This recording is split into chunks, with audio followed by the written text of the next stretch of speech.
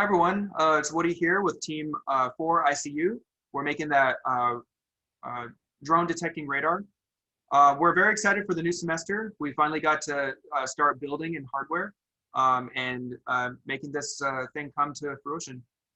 So what we've done since last video, well, we've gotten everything on order. Trang's going to speak to that a little bit later. We have tested a lot of components that have come in with our test equipment. We added test equipment to our bill of materials after we submitted our proposal. That includes a vector network analyzer, which is an awesome piece of technology, and a USB spectrum analyzer. Together, those pieces allow us to verify the performance of components from manufacturers to ensure that they are performing as they state they should perform. It also allows us to verify that our components are operating within our design specifications and within FCC regulations. All right, so on to Kayla, who will talk about our antenna subsection.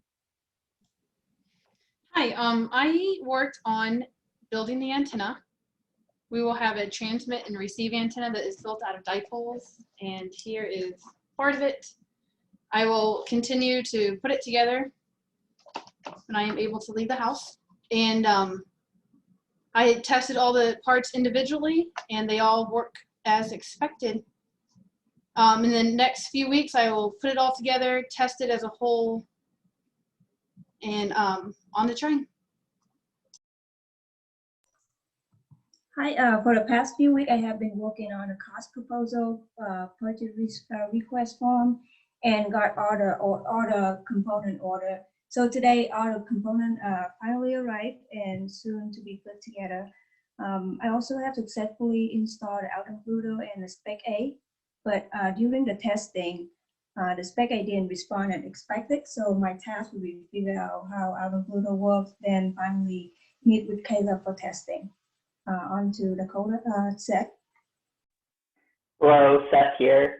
We're still working on developing the velocity process, which finds the radial velocity based on the phase difference between successive chirps.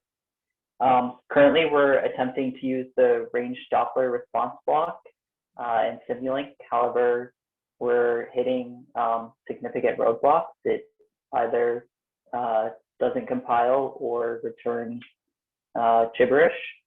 So we're continuing debugging, and we're also thinking about consulting with a practicing professional in industry. On to you, Dakota. In the motor control department, we have a few servo motors running our elevation and azimuth sweeps. Our antenna will be directly attached to a servo with convenient brackets attached to it. And then we have a few Unos that will code our servos to run the sweeps. And that is Team ICU signing off.